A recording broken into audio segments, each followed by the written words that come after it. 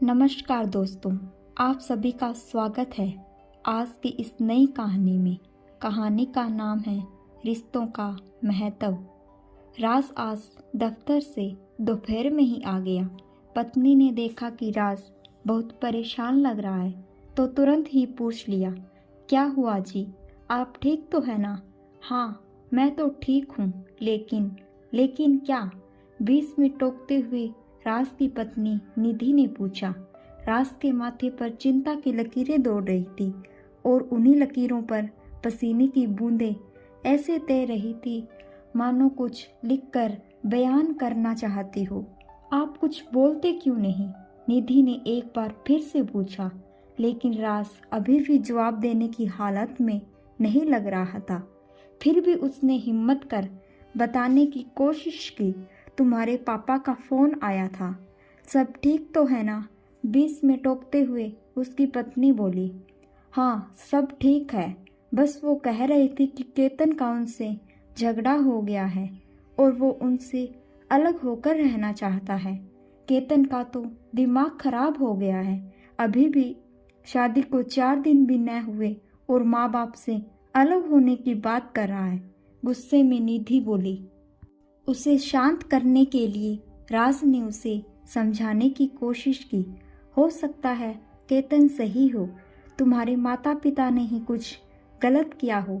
आप भी क्या बात कर रहे हैं? मैं बचपन से जानती हूँ अपने माँ बाप को, वो गलत नहीं हो सकते। जिन्होंने मुझे पाल पोस कर इतना बड़ा किया, क्या तुम्हें लगता है वो गलत हो सकते हैं? लेकिन हम इसमें क्या कर सकते हैं? मुझे अभी जाना है केतन के पास, उससे पूछूंगी मैं उसकी ऐसा करने की हिम्मत कैसे हुई। लेकिन क्या इस समय जाना सही होगा? ये सब मैं नहीं जानती, मुझे जाना है तो जाना है। बस इस स्थिति में राजनिधि को किसी भी तरह नहीं रोक सकता था, इसलिए उसने उसके साथ जाना ही ठीक समझा। निधि और राज की शादी को 8 महीने हो चले थे। केतन निधि का भाई था, उसकी शादी को अभी 3 ही महीने हुए थे। निधि अपने मायके पहुंची। अभी राज कार में से उतर ही रहा था, इतनी देर में तो निधि दरवाजे से घर के अंदर भी दाखिल हो गई। ड्राइंग रूम में निधि के पिता बैठे थे। निधि गुस्से में तिलमिलाई हुई उनके पास पहुंची और बोली, कहाँ है केतन? लगता है उसका दिमाग खराब हो गया। उसकी इतनी हिम्मत कैसे हुई कि आपसे अलग रहने का ख्याल भी उसके मन में आया? निधि के पिता हैरान होकर उसके मुंह की तरफ देखने लगे, फिर कुछ चिंतित सी आवाज में बोले, निधि बेटा, ये क्या बोल रही हो तुम? किसने कहा तुमसे कि केतन हमसे अलग होने वाला है? इतनी देर में केतन की पत्नी किचन से निकलकर बाहर आई। पिताजी के सवाल और केतन की पत्नी को देखा कर निधि एक पल के लिए मानो शून्य में चली गई। उसे समझ नहीं आया ये सच में हो रहा था। उसे कोई बहुत बड़ी गलतफहमी हो गई। तभी उसने देखा कि राज अभी तक वहां नहीं पहुंचा, इसलिए जैसे ही उसने घूमकर दरवाजे की तरफ देखा, उसने राज को वहां खड़ा पाया। इससे पहले कि वो कुछ पूछती, राज पहले ही बोल पड़ा, मैंने झूठ बोला था। लेकिन क्यों?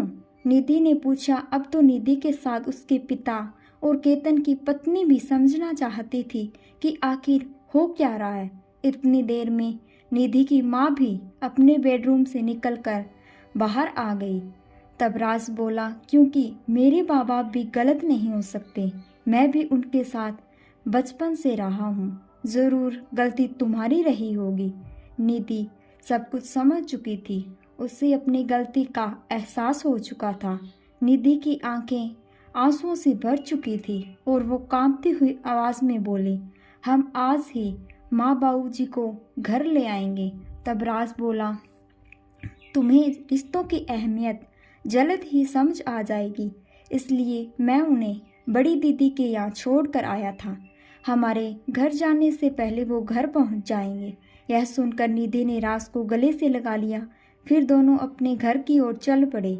बस यही रिश्तों की अहमियत, जैसा आप अपने लिए चाहते हो वैसा ही अपने जीवन साथी के साथ व्यवहार करो। अपने माँ बाप की तरह ही आप अपने सास ससुर को रखो, खूब उनकी इज्जत व मान सम्मान करो। जीवन खुद ब खुद मज़ेदार हो जाएगा। धन्यवाद।